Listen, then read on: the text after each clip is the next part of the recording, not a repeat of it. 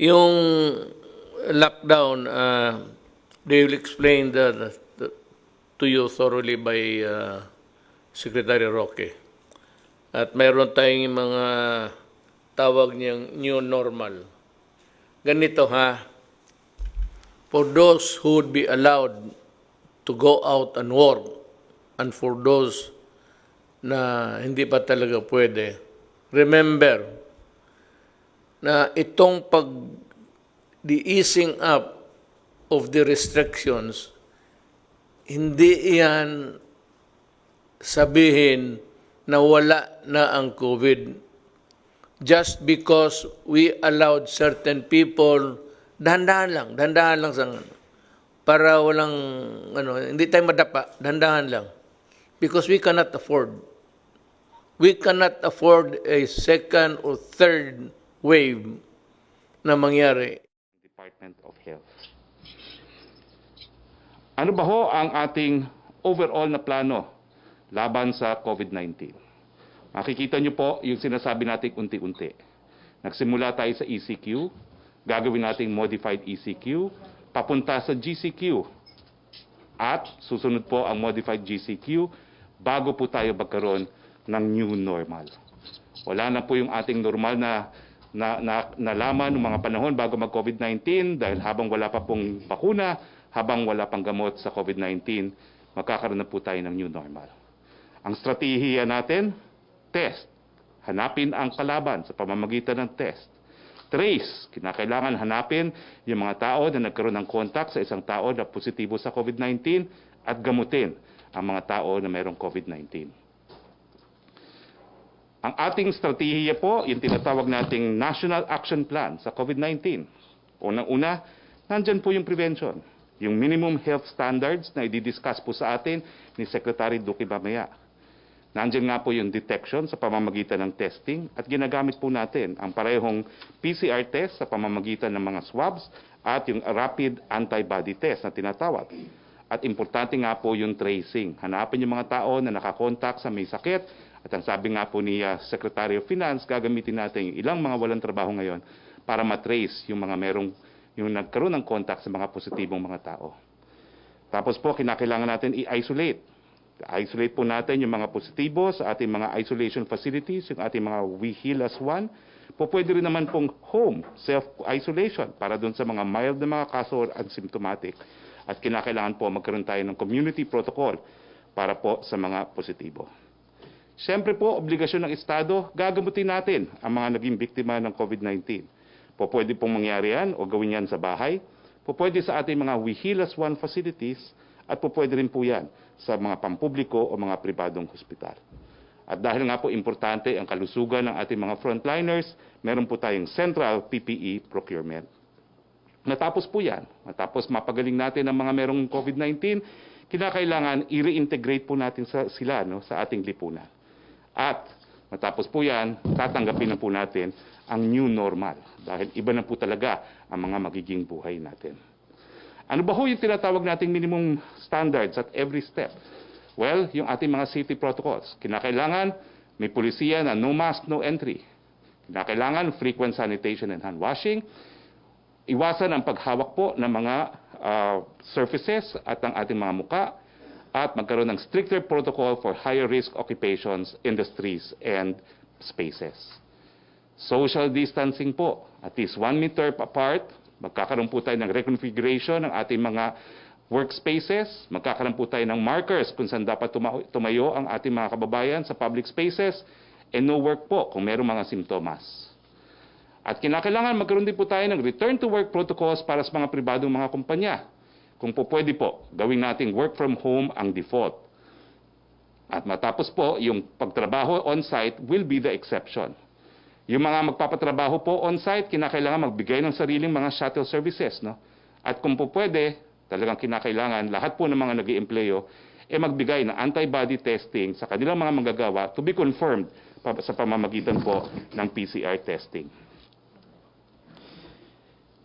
Yung ating transition po from ECQ to GCQ.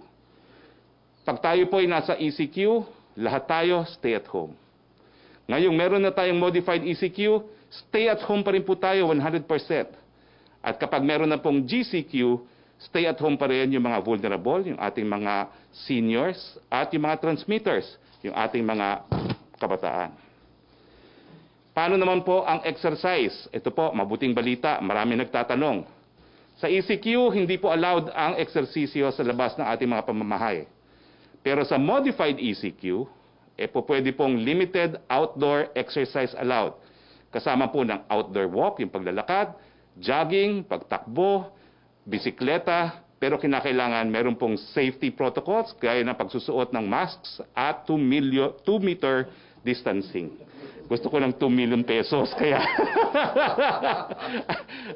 At syempre po, pag GCQ na, po pwede po yung limited contact sports, gaya ng golf at tennis. Maraming matutuwa po dyan, pero sa GCQ po yun, ha? Uulitin ko, hindi pa po sa modified ECQ.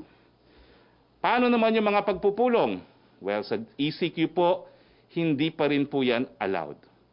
Sa modified ECQ, highly restricted. Ang pinakamarami pong pwedeng magpulong, 5 lamang. Pero sa GCQ, restricted pa rin po ang mga numero na pwedeng magpulong hanggang 10 lamang. Ano naman po yung pag-travel? Sa ECQ, wala pa po tayong pampublikong transportasyon. Wala tayong flights, walang domestic, at meron tayong limited international flights. Sa modified ECQ, wala pa rin pong pampublikong transportation. Wala pa rin po tayong domestic flights at limited pa rin ang ating international flights. Kontrolado pa rin po ang mga papasok na travel. Ito po ay limitado sa ating mga OFWs at mga returning Filipinos. Bagamat po pwede pong mag-biking and non-motorized transport na ini-encourage natin. Wala pa pong inter-island travel. Sa GCQ, magkakaroon na po ng public transport pero meron pong strict safe distancing at magkakaroon na po ng inter-island travel from GCQ to GCQ provided there will be safety protocols. Mga eskwelahan, sa ECQ po, sarado. Sa modified ECQ, sarado pa rin. Sa GCQ, skeletal workforce po to process yung mga requirements para sa mga estudyante at saka para po magprepara sa graduation at magprepara sa susunod na semestre. Ang mga tao pong nagtatrabaho sa gobyerno, ito po, maraming tanong din.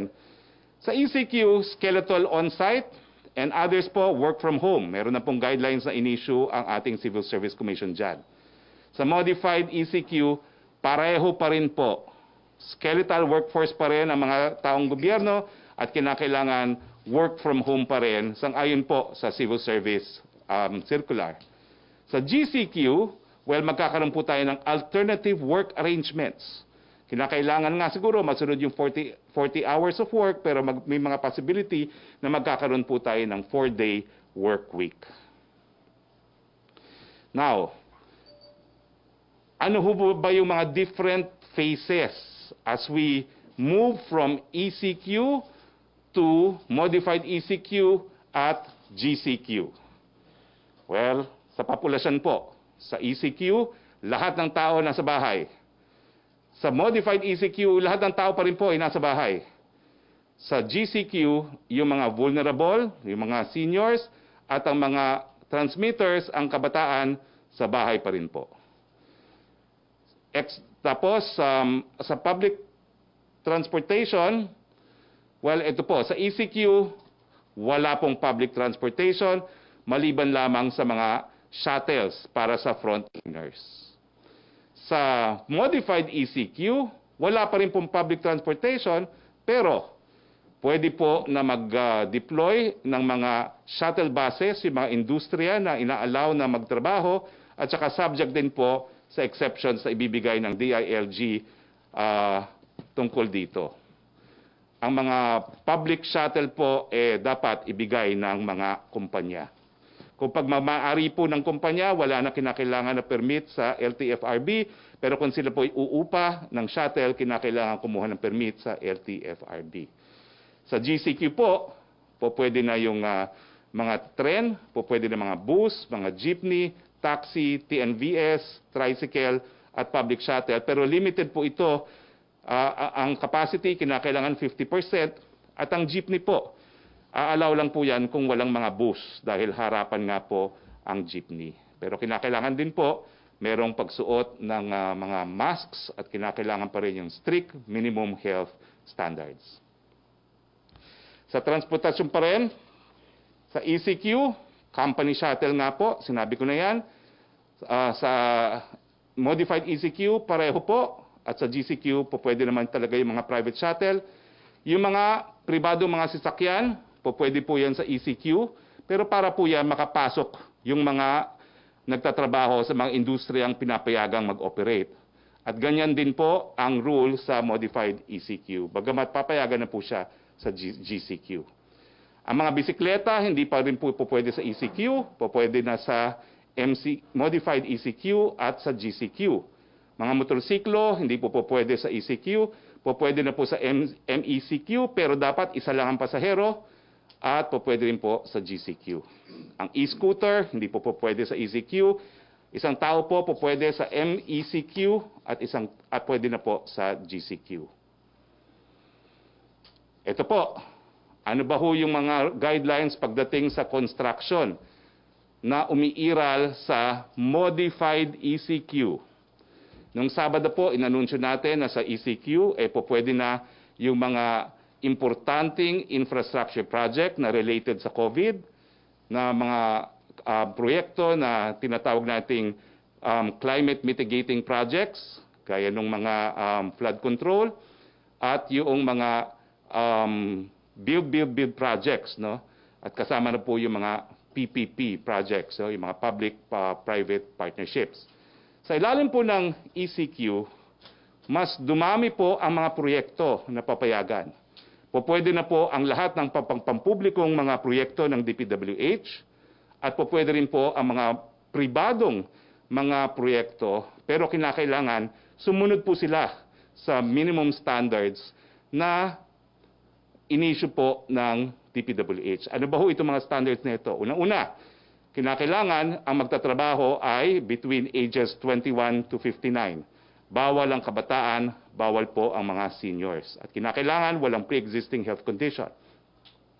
Kinakailangan i-testing po ang mga manggagawa bago sila pagtrabahuhin. At kinakailangan doon po sila patirahin sa site ng proyekto. At kinakailangan po ng quarantine passes sa lahat po ng on-site employees. Habang sila naman ay nagtatrabaho, kinakailangan magkaroon ng 1 meter safe distancing ang ating mga nagtatrabaho. Araw-araw sila magdi-disinfect. Kinakailangan bawasan yung paglabas sa construction area. Kinakailangan magkaroon ng mandated quarantine para sa lahat ng mga bumabalik sa kanilang lugar na pinagtatrabahuhan galing sa labas. Yung mga delivery at mga disposal po ay kinakailangan ma-handle ng ibang team o separate team. Dapat po mag-provide ang contractor ng PPAs para sa lahat. And magkakaroon po tayo ng safety officer to ensure compliance sa mga guidelines na ito. Ito na po. Ano ba yung mga industriya na pinapayagan sa ECQ, sa modified ECQ at sa GCQ? Sa lahat po yan, allowed itong tinatawag nating Category 1. Ano ba ho yan? Agriculture, forestry and fisheries, manufacturing of essential goods, gaya ng pagkain and beverages, hygiene, medicine and vitamins, medical products, pet food, feeds and fertilizers. Yung mga hospital, syempre, mga clinics, mga dermatological, dental, optometric, and eye, ear, nose, and throat. Yung essential retail, mga groceries, markets, and drugstores, laundry shops, food preparation and water refilling, take-out and delivery only, logistics service providers, cargo handling, warehousing, tracking, and shipping line, and delivery services. Lahat po yan allowed kahit ECQ, modified ECQ, or GCQ. Category 1. Kasama rin po sa Category 1, yung utilities, power, energy, water, telecoms, aircon, water collection, supply, waste management, sewerage, except po yung septic tank emptying, but including pest control, garbage collection, repair and installation of machinery and equipment, telecommunication companies, energy companies, gasoline stations, construction workers accredited by the DPWH to work on facilities for healthcare and for risk reduction, manufacturing companies and suppliers of products necessary for construction, and media establishments. Category 2, ito po yung meron na pong mga distinction. Yung category 2 po, yung mga negosyo gaya ng beverage, yung alcoholic drinks, electrical machinery, wood products, furniture, non-metallic products, textiles, wearing apparels, tobacco products, paper and paper products, rubber and plastic products, coke and refined petroleum products, other non-metallic mineral products, computer, electronic, and optical products, electrical equipment, machinery and equipment, motor vehicles, trollers and semi-trollers, other equipment, transport equipment, and others, bawal po sa ECQ. Pero sa modified ECQ, itong mga industriya na binasa ko po ay po pwede na. At siyempre po, dahil pwede na sila sa modified ECQ, pwede rin sila sa GCQ. Yung semento at steel, po pwede naman po yan sa ECQ, pero kinakailangan 50% work from home, 50% work on-site. Ngayon po, sa modified ECQ at sa GCQ, po pwede na po yan. Yung mining and quarrying, po pwede po yan sa lahat ng zona. Yung electronic commerce companies, po pwede na po yan sa lahat ng quarantine. Yung postal, courier, and delivery service, sa lahat po ng quarantine areas, pwede po yan. Yung export-oriented companies po pwede rin. At yung real estate activities, po pwede lang po sa ECQ at modified ECQ ang leasing. Pero ang pagbebenta, po pwede na po sa GCQ area. Huwag po kayong mag-alala, ipapaikot po namin itong PowerPoint presentation na ito para meron kayong guide. Sa susunod na category po, category 2 pa rin, yung public and private construction projects that are essential. Well, ngayon po, allowed na po siya, no, dahil na-amendahan na nga yung ating guidelines. So allowed na siya sa ECQ, allowed na po siya sa modified ECQ, pero dapat yung mga small-scale projects ay hindi pa rin allowed. So ito yung mga major projects ang ina-allow lang po, at allowed na po siya sa GCQ. Yung repair of computers, personal and household goods, allowed po sa lahat ng quarantine areas. Housing service activities, allowed po sa lahat ng quarantine areas. Yung office administration and other support, hindi po siya allowed sa ECQ, pero ngayon allowed na po siya sa modified ECQ, pero kung po pwede po, 50% on-site, 50% work at home, pero allowed na po siya sa GCQ. Yung special accommodation for healthcare workers, OFWs, workers in permitted sectors, and non-OFWs. Ibig sabihin po, yung mga room sa hotel, no? Po pwede po siya sa ECQ, sa modified ECQ at GCQ, pero hindi po siya po pwedeng magbukas for tourism. Para lang po sa mga healthcare workers, OFWs, at mga manggagawa. Now, yung mga accommodation for guests, well, 50% lang po sila ina-allow, pero meron pong qualification. Allowed lang po yan sa long-term booking for as long as meron silang booking effective May 1, dito lang po sa Luzon.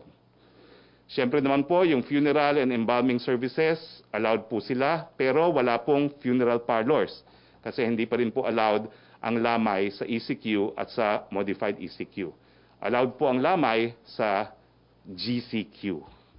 Ang mga vet clinics, allowed po sila, pero 50% sa ECQ and modified ECQ, pwede na sila mag 100% sa GCQ. Ang security and investigative activities, 50% po sa ECQ, 50% din sa modified ECQ, allowed po sila sa GCQ. Category 2 pa rin po yung mga BPOs. Yung work from home, on-site, or near-site accommodation, or point-to-point shuttles. Ibig sabihin, 50% pa rin, in-encourage natin sila na work from home, pero kung mayroong magtatrabaho, kinakailangan mayroong shuttle service, o di kaya malapit ang tirahan, allowed po yan sa ECQ, allowed po sa modified ECQ, allowed po sa GCQ. Mga bangko, allowed po sila sa lahat ng quarantine. Yung capital markets po, allowed po sila sa lahat ng quarantine areas. Yung other financial services, gaya ng money exchange, insurance and non-compulsory pension fund, hindi po sila allowed sa ECQ, pero bukas na po sila ngayon sa modified ECQ. So yung mga insurance, pwede na rin po, marami nagtatanong rin yan. Pero 50% din po. 50% work on-site, 50% work at home. Sa GCQ, pwede na pong 100%. Legal and accounting, di po sila allowed sa ECQ, pero ngayon 50% work at home, 50% on-site, at ma-allowed po sila sa GCQ. Ang management consultancy activities, gaya ng mga abogado at accountant, hindi po pwede sa ECQ, 50% capacity sa modified ECQ, 50% work at home, at allowed po sila sa GCQ. Ang mga arkitekto and engineering services, technical testing and analysis, hindi po sila po pwede under ECQ, 50% on-site, 50% work at home, allowed na po sa modified ECQ, at allowed po sila sa GCQ. Scientific and research development, ganun din po.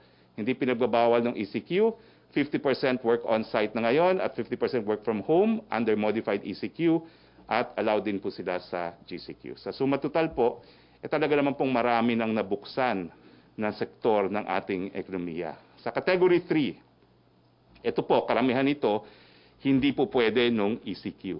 Ngayon, po pwede na sa modified ECQ. Anong mga ehemplo po? Advertising and market research, computer programming, publishing and printing activities, film, music, and TV production. Pero nakikita niyo po, yellow. Ibig sabihin, 50-50 pa rin. 50% work on-site, 50% work at home. Pero pag GCQ na, po pwede na po silang magtrabaho. 100% on-site. Preferably, meron pa rin work from home. Yung rental and leasing, other than real estate po, yung mga rent-a-car, equipment for permitted sectors, allowed naman po yan sa lahat ng quarantine areas. Yung employment activities, yung mga recruitment and placement for permitted sectors, allowed po sila sa lahat ng quarantine areas. Yung other activities, gaya ng photography, fashion, industrial, graphic, and interior design, allowed po sila 50-50 sa modified ECQ at allowed po sila sa GCQ. Ganun din po ang wholesale and retail trade of motor vehicles, motorcycles and bicycles, excluding their parts and components. Sa ECQ hindi po allowed. Ngayon po sa modified ECQ po pwede, pero 50-50 pa rin po. 50% work on-site, work at home, at ma-allow na sila sa GCQ. Yung repair of motor vehicles, motorcycles and bicycles, hindi po pwede sa ECQ. 50-50 na ngayon under modified ECQ at allowed po sila sa GCQ. Ano pa po yung mga po pwede na ngayon sa modified ECQ na hindi po pwede dati? Yung malls and commercial centers, non-leisure only, in line with yung ating mga sinasabing mga guidelines. No? Yung one person for 2 square meters, yung wearing of mask, temperature check, at saka yung 26 degrees na temperatura, walang wifi. So, allowed po sila sa modified ECQ, pero partially allowed pa rin po yan. Ibig sabihin, 50% lamang. At ma-allow po sila sa ECQ. Ang dining, ang restaurant, allowed po sila, pero take out lang at saka delivery. Yan po ay under ECQ, modified ECQ, at GCQ. Although, pagdating sa GCQ, meron pong review na isinasagawa. Pero sa modified ECQ, delivery and take-out pa rin po. Wala pang dine-in. Ang mga barbero at mga salon, paborito ni Joseph Morong, hindi pa rin po allowed. Pahabaan ng buhok. Mabuti na lang, bionic hair ako. Anyway. Ang mga hardware store, dati hindi po pwede po sa ECQ. Ngayon, 50% po pwede na sa modified ECQ at pwede na po sa GCQ. Ang clothing and accessories, dati bawal, ngayon po 50%. Ang mall-based government frontline services, ito po siguro yung mga NBI clearance, dati hindi po pwede sa ECQ, ngayon 50%. Ang hardware stores, yun nga po, 50%. Ang bookstores and school and office supply stores po pwede na po 50% sa modified ECQ. Ang baby care supply store, 50% po allowed. ang pet food and pet care supplies, dati bawal, 50% allowed na po ngayon. Ang flower, jewelry, novelty, antique at perfume shops, 50% allowed po ngayon sa modified ECQ at papayagan na sa GCQ. Ang mga toy stores, ito po ay para lang bumili ng laruan, hindi po pwede yung mga playgrounds and amusement area, no? Hindi pa rin po pwede yun, no? Pero yung mga toy stores mismo, 50% pwede na mag-operate sa modified ECQ at pwede na sila sa GCQ. Category 4, ito pa rin po yung kahit anong quarantine zone, bawal pa rin. Gyms, fitness studios, and sports facilities. Mag-ano na lang po kayo, mag-internet. Ako nagsusumba ako sa internet. Entertainment industries, cinemas, theaters, karaoke, bars, etc. Bawal pa rin po. Kid amusement industries, mga playrooms at rides. Libraries, archives, museums, and cultural centers, bawal pa rin po. Tourist destinations, bawal pa rin po. Travel agencies, tour operators, reservation service, and related activities, bawal pa rin po dahil wala naman pong commercial flights pa. Personal care services, mga massage parlors, naku natutuwa ang mga misis at saka mga sauna bath, sarado. Ang mga facial care and waxing, sarado din po. I'm sure walang misis ng mga sekretary na kasama natin ang natutuwa na sarado ang mga massage parlors. Hindi sila nagpupunta ron. Okay? Now, kinakailangan po tayo maging flexible dahil ang ating palantuntunan nga po ay hinay-hinay, dahan-dahan, unti-unti. Kapag dumami po ang kaso, babalik at babalik tayo sa GCQ. Ngayon naman po ay good news. Hindi po natin inaasahan, pero ang Moody's po ay binigyan tayo ng outlook, credit grading, investment grade na Baa2 or a stable outlook. At pangalawa, sa ating good news, ay wala na palang pangalawang good news. Yun lang. Okay. Punta naman po tayo sa COVID-19 updates. Nasaan na ba po tayo sa laban sa COVID-19? Ang mga kaso po ng COVID-19 ay nasa 11,350 na. Ang mga nag-recover po gumaling 2,106. Ang mga namatay ay 751. Makikita po natin na dito sa graph nito na bahagyang tumaas po yan nung nakalipas na 2 araw. Pero siguro po may kinalaman din dyan yung napataas na nating testing capability dito sa ating bayan.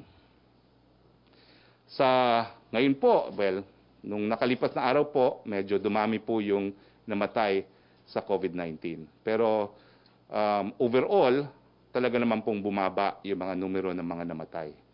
At siyempre, dun sa mga bagong gumaling, nag-recover, makikita nyo po tumaas, bagamat itong mga nakalipas na araw, may bahagyang pagbaba. Nandiyan pa rin po na patuloy na tumataas ang numero mga nagkakasakit ng COVID-19, pero kung mapapansin nyo po, hindi naman po matarik ang pagtaas. Ibig sabihin, talagang yung ating ECQ ay kahit papano ay gumana po talaga. Dahil kung hindi po, diretsong pataas yan, no? Kung hindi tayo nag-impose ng ECQ. At patuloy pong tumataas ang mga nagre-recover, patuloy din pong at patuloy naman pong maging stable kahit papano ang mga namamatay sa COVID-19.